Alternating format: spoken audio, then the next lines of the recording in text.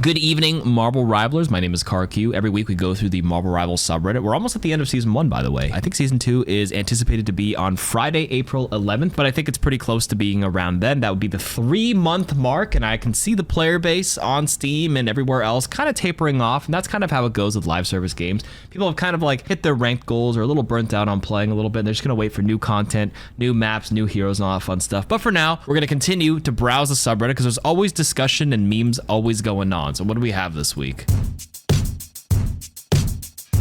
The first thing I see here is a 200 IQ Star-Lord block with a pretty decent amount of upvotes. Let's see what we got.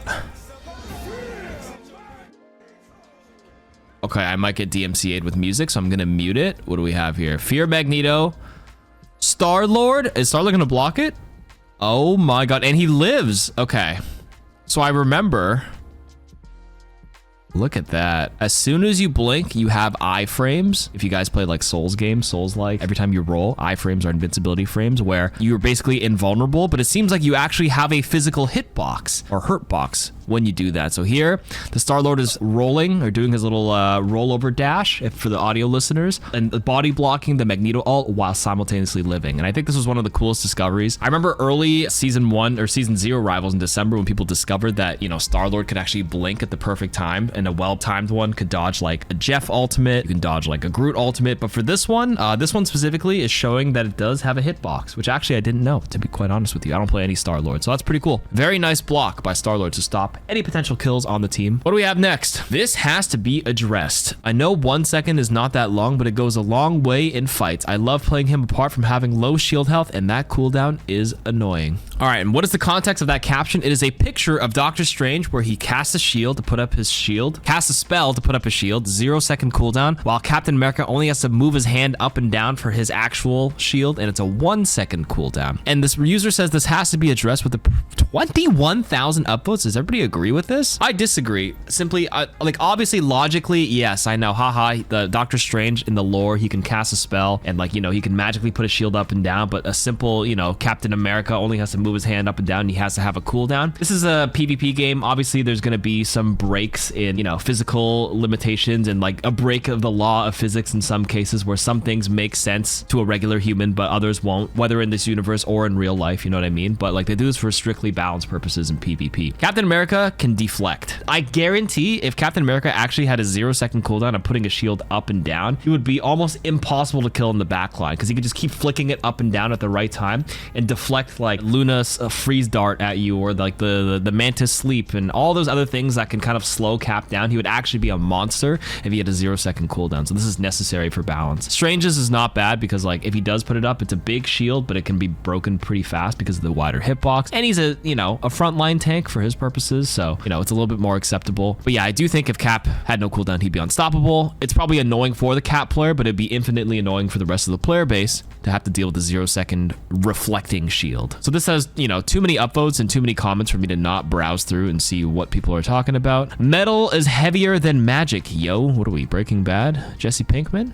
Okay. No, it's fine. He needs to rest his arm. Okay, people are just giving some fun answers here. Strange shield doesn't reflect. So this is the real answer that I agree with. Arguably more important, Strange shield doesn't block melee either. Oh, that's actually something I missed. If Cap had no cooldown on his shield, he could just every time melee swing and still get his own attacks, which basically wins him every 1v1 melee fight in the game. I already block all the things Haymaker attacks using Captain America, but it'd be brutal if I could perfectly weave in attacks versus a Magic or Thor while taking no damage. That's right. So Doctor Strange does lose to like Magic uppercutting him and like Thor whacking at him, but Cap is the only shield I think that does physically block melee attacks. And if I have no cooldown or downside of putting up my shield, it'll be way too OP. And then somebody else said, yes, that's just his kit. Strange shield and Cap shield are not comparable. Strange shield is meant to be huge cover for his team to protect, while Cap shield is meant to purely protect himself most of the time while he's diving healers. If they buffed either parts of his shield, he'd be broken. If they remove the cooldown, he'd be able to do insane animation cancels. That's another part I missed. And be insanely annoying to kill with it. If they buff the shield health, he'll basically be immortal, and he's already tough to kill. I play quite a bit of Cap in comp, and I like where he's at. His most recent buff was all he really needed. There you go. A lot of upvotes here. This comp is extremely viable. Laughing emoji. I'd argue OP. We have Thor. What is this? Adam Warlock, Star-Lord, Mantis, Rocket, Groot. I mean, I'd probably replace Cap, and you can have Groot for sure. Why do we have Rocket in here? Like the Star-Lord, Adam Mantis, like trio for the team up is really, really good. I feel like I would slot in maybe a different third support or a different tank. Obviously, Groot's like one of the best tanks in the game. He gets banned all the...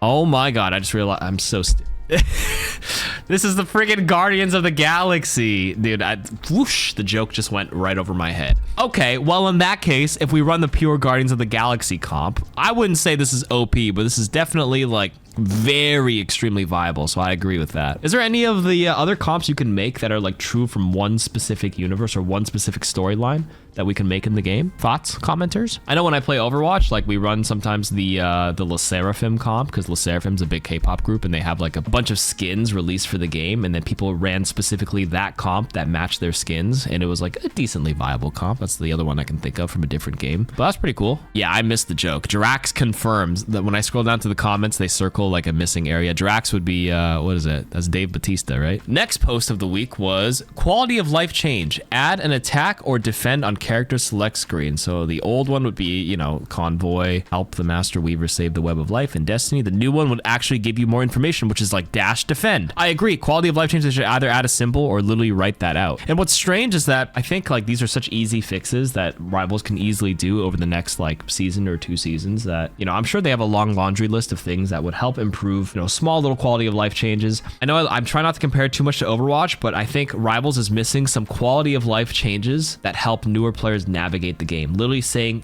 defend the objective or attack the objective, or saying the map name out every time you queue in, or going like convoy, defend and help Master Weaver save the web of life in Destiny. Come on, Galactica. I hope you recorded those voice lines. That would actually do a lot more work than you think. Like the subconscious is a big part of the game, and I realize this when I play Overwatch on the side, because Athena, the announcer in that game, we have Galacta, sorry, for Rivals, we have Athena in the other game. Athena will yell out the map name every time you queue up. Now arriving on King's Row. So like in your brain, you associate the map right away without you realizing it. And I realized that when I play Rivals, there's only like 9 maps, and I still have a problem reciting some of the map names, even though I have like 300 hours on Rivals now, simply because subconsciously Galacta has never said the map name out loud, and I have to sit here and think like, okay, there's Yggdrasil, there's a Royal Palace, there's Midtown, there's like the symbiote map, like what's that one called? I can't even remember. There's Hall of Jala. Am I even saying it right? And what Galacta can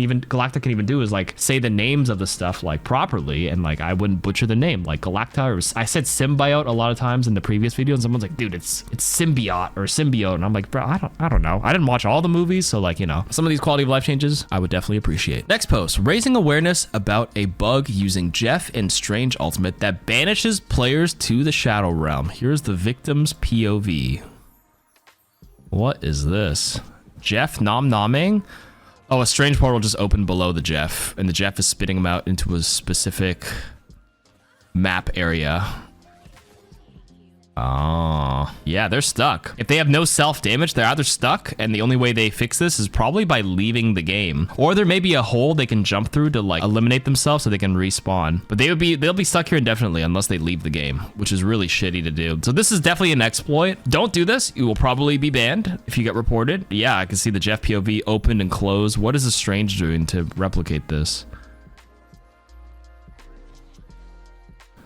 Okay, so the Strange is probably putting the portal in a spot that clips a part of the map that you're not supposed to enter. So yeah, on this map, he's trying to like put it against this wall specifically.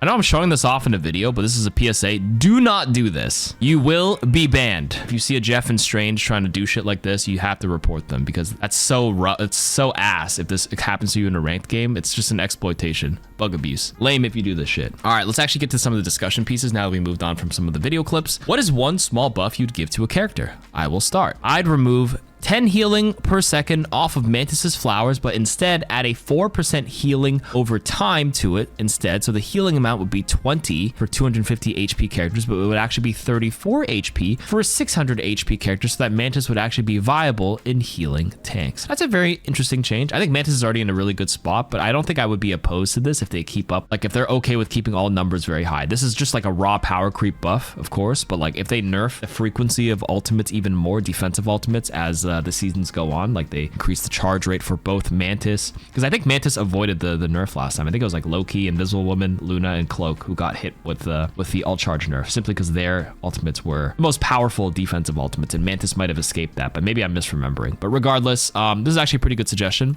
I think for me, I'm a dirty Loki main, so for me, it's probably the buff I'd give is less of a buff, but more of a fix to the code, the janky ass code where like sometimes you think you're putting down a clone, you see yourself try to place the clone, but because you slightly move or jump, like the clone doesn't stick, and then no clone comes out, even though you think you put it down. And then you press your rune thinking you could like put the clone down to help your teammate and press the rune button to heal them, but nothing ever comes up because apparently like the clone is not sticky. It's just not reading the angle properly. It's like the most annoying thing. And if you're a Loki player watching this, you know exactly what I'm talking about. Most infuriating thing of all time.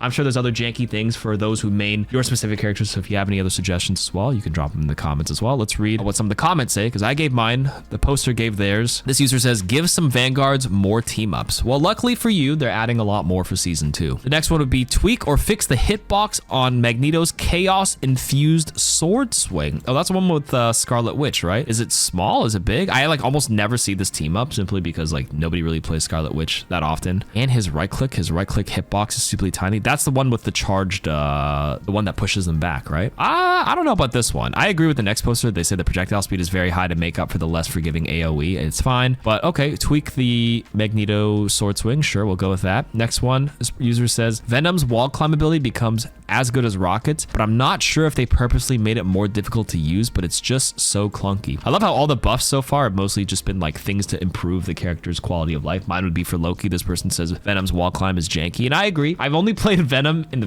training range or practice range, and I think I've cloned him one time by accident as a Loki, and I accidentally sat there like trying to walk on a wall, but then I start just running upside down and just disorienting myself the whole time. It was a little rough, so I agree with that. Magneto to move faster? I actually disagree. I don't think you want to buff Magneto anymore. He may feel a little slow, but I think he's just very strong overall. That maybe not. Or if you're going to give him that change to make him move a bit quicker, he has to get nerfed somewhere else because he's too versatile. Let Venom tackle people mid-air during his dive skill. I mean, I guess if Hulk can do it, sure. This user says, reduce the swap time between Rocket's 2 gun types. Oh, an interesting suggestion. It gets annoying when I have to shoot an Ankh or wall, then an ally dies in the second it takes to swap to the orb. Not to mention it would allow me to shoot and heal more, so to actually give more reason to actually do some damage on Rocket. Pretty good suggestions.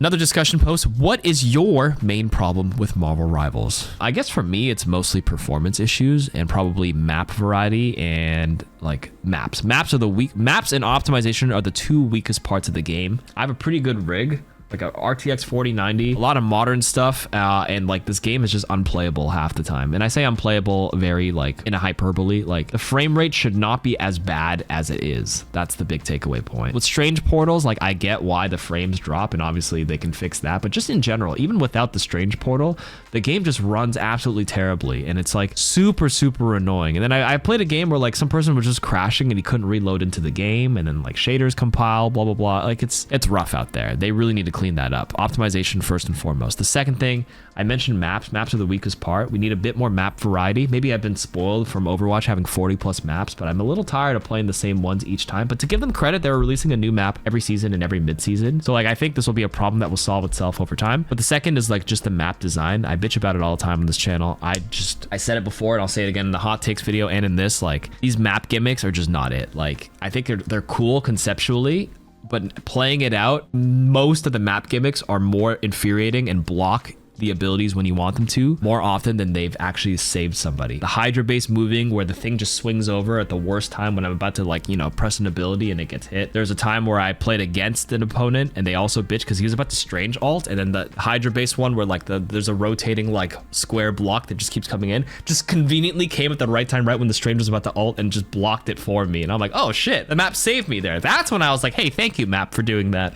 But then he also was bitching in the team chat. He's like, or all chat after, he's like, I hate this game. I hate mechanics like this. It's just more annoying, and the game could be perfectly fine and people would not bat an eye and would still enjoy it if they remove some of the more annoying stuff. That one is the big one. The random like circle that just shoots out damage on the Hall of Jala. That one can probably go as well. Do you guys like the symbiote one?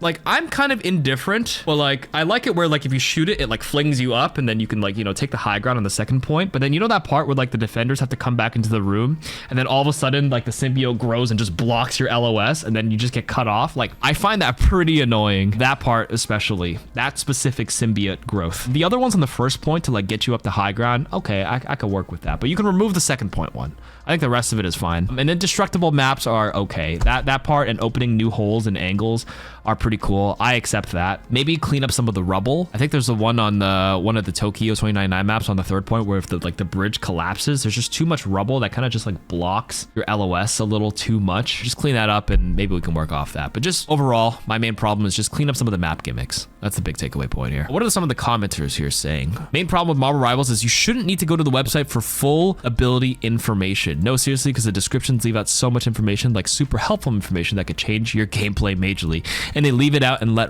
players randomly figure it out. I mean, this is also a problem in Overwatch that I've been begging them for 9 years to do. Like, pressing F1 in the game is such a bare bones description, and I get why they want to keep it simple, but I think if you go in the practice range, or they have a separate button when you press F1 on the keyboard or whatever button it is on controller or console to open up your ability page to read through it, there should be like an advanced section where you just give full detailed description and full numbers baked into the client. Do not let people go externally to a website. Bake it all into your damn game, please. Main problem with Marvel Rivals? My skill level. Good answer, buddy. This person says their biggest problem with Rivals is there's only 37 characters in the game right now. 8 of them supports, 9 of them are tanks, and then there's 20 DPS. Now, they're all well designed and fun to play, don't get me wrong, but they desperately need to add some more healers and tanks. The ratio can always be improved for sure. I don't know. I'm not opposed to this. The biggest problem is the people. Yeah, some of you guys are absolute freaks. When I stream now, I had to turn on this anonymous mode for like the names, because some of you guys have some wild usernames. Some of them are pretty funny and witty, but some of them are just blatantly like giga racist. And I'm like, damn, is everybody who plays this game like 14 years old? Like, maybe I'm just old. I'm turning 32. Like, some of the names are just not funny to me at all, but apparently they are to the younger generation. And if so, like, damn. This user says their biggest issue is the matchmaking. It doesn't exist. I'm tired of winning a match and then getting insta-queued with people who act like they've never played a game in their life versus a team that never misses a hit while playing uncountered. I understand that it is what it is, but it feels bad to win a game, have amazing stats for a tank, and then just get stomped the next 4 games because the matchmaker thought I could carry 5 people in a team-based PvP hero brawler. The next answer says quick play matchmaking as well. That get everything from silver to gold teams to full celestial on both sides. This is what happens when you don't have SBMM. I think skill-based matchmaking should be a thing in quick play. I've always been pro SBMM. I don't know who says they're against SBMM, but like, it makes a better experience for everybody. You don't want to be a casual and just get absolutely smoked because there's no skill-based matchmaking and just have randomly too good of players. I think the only people who used to bitch about skill-based matchmaking, especially in quick play, were like streamers who had like really big egos and like could only play norms to farm off new players for content. And I always thought those were weak content creators. I want to say another word, but I'll refrain myself from being a said 14-year-old teenager that I mentioned before. Next post says, after 250 hours, I noticed that Jeff had a permanent 50% headshot resistance. Which elements you had never bothered of, but was appalled to find out? I honestly had no idea this was a thing too. What the heck? Actually, I recently watched a short from Seagull, another streamer, content creator from Overwatch, if you know who he is. Somebody told him that Magic has damage fall off on her sword swings, and he was like, what? And then when I watched the TikTok or the short, I was like, what, as well? Because I didn't know that. So apparently that's what I was appalled to find out, where if you slash and they're like at the tip of your sword, you do like way less damage versus up close, which I guess makes sense, especially when you're dark childing, where like you're swinging multiple people. It makes sense that you should be closer to do more, but like a lot of games don't have that, especially for melee. So now it's like a big whoa moment. And this also reminds me of the time where people thought Wolverine was ass on the first 3 days of Marvel Rivals before somebody went into the detailed description page, which kind of goes off into the previous post where he does percentage health damage. And anybody who doesn't read patch notes may not even know that Iron Fist has that now too, by the way. So if you don't keep up, it was the mid-season patch. They added the same qualities to his punches that Wolverine has. In any case, let's read the comments because there might be some more. Whoa, didn't know that. Bruce Banner's grenade gives him 10% all charge if you hit yourself with it. I did know this because I browsed this Reddit, but I would not have figured that out on my own. So if you're back into Bruce Banner form, just nade yourself and you get a little bit of a boost to get back into Hulk form. Very cool. Next one is one that I think think most people don't know based off how many people try to break my bubble every time. Shooting any Hulk bubble gives him free ult charge. Yo, I didn't know that. I don't play any Hulk. I always thought it's just like you just can't target them. So if I shoot it, the bullets just, you know, kind of just pass through. I did not know it gave him ult charge. Holy shit. Next one, Namor ultimate stops movement abilities before the fish lands. I thought it was a bug for so long when I tried to cloak fade my team out of it, but the button wasn't working. This one I know because I played Namor. Yeah, this is very, very strong, especially when someone's flying away, a Star-Lord,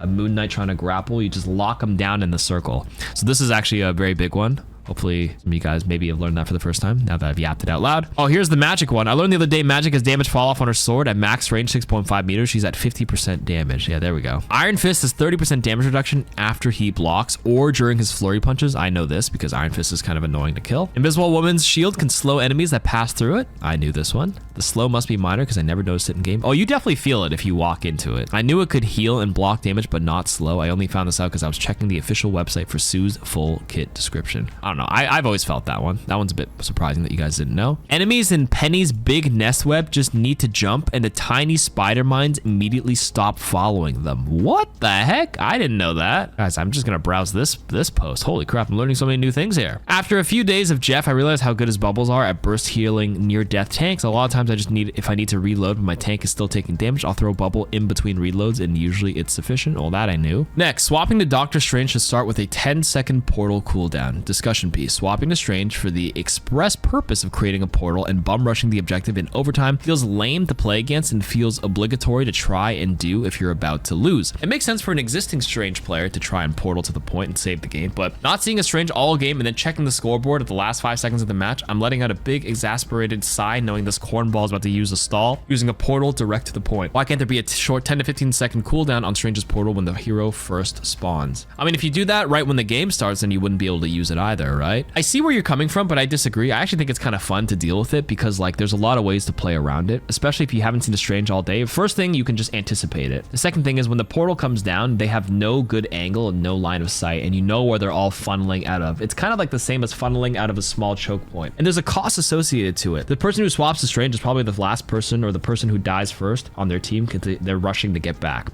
and they lose ultimate charge when they swap heroes, so they get cut down to 50% if they're at full, or a percentage of it up to 50%. So there is a cost associated to it. You're stuck in a small choke. It's a last saving grace, and it creates very high highs if you can pull that off, where you swap last second and win. And obviously very low lows when you're sighing and you know you lose to this at the last second. But I feel like it's, to me, it feels like it's fine. It's part of the game. Like it's usually a losing battle when you have to swap the stall because you're usually at a numbers disadvantage when you do that because you're trickling in one at a time to retouch at the last second for the most part. So like because it's usually a losing play no matter what, like it's just a last ditch effort. There's a small cost. I think it's okay. The only thing I would swap is Strange not allowing himself to portal and block people out of respawns. Like I think that is so corny. I mentioned that in the other videos before that I've made, but that shit needs to go. Or they need to add a whole new spawn room to walk out of on all the maps. But that actually might be harder to do, to retroactively fix all the maps versus just fix Strange from not being able to put a portal that close to a spawn door, because that's too corny. Locking people out for 20 seconds for the whole portal is just lame. 20-second hard stun is OP. Last post. Who is the hardest mother effer to kill in the right hands? For me, it's Thor. Guy pretty much has unlimited shields and a great Thor will absolutely shove that hammer down your ass if you're a backline healer. I don't actually think Thor is that bad. I actually think it's Captain America because he can escape. Thor usually has to commit. He has a lot of damage if he obviously sit in it, but like he's much more killable and has much less mobility than a Captain America. Captain America for sure hardest to kill, along with probably for the tanks. Let's go by role. So Captain America for tanks. For DPS, I'd go with Black Panther or Spider-Man, just because of their sheer mobility and they're in and out. They can just quickly assassinate you and they just leave right away. They're so annoying to chase for most of the roster. If you have no mobility, good luck finding them and chasing them. They usually only die due to their own mistakes rather than you like trying to like hit a skill shot on them, because they're it's really hard to hit. And then for the supports, I would say it's probably Jeff or Rocket. Probably Jeff, to be honest with you. He's more slippery. Remember, I just learned he has a 50% headshot reduction. That makes him hard to kill. His hitbox is a little tiny fin when he burrows. He can go in any direction and he can just bubble himself and speed up and heal himself. He is by far the most annoying. All right, and I think that's it for this week's Reddit posts. Thanks for lurking. Thanks for listening. And I'll see you guys in a few days for the hot takes video. Bye-bye.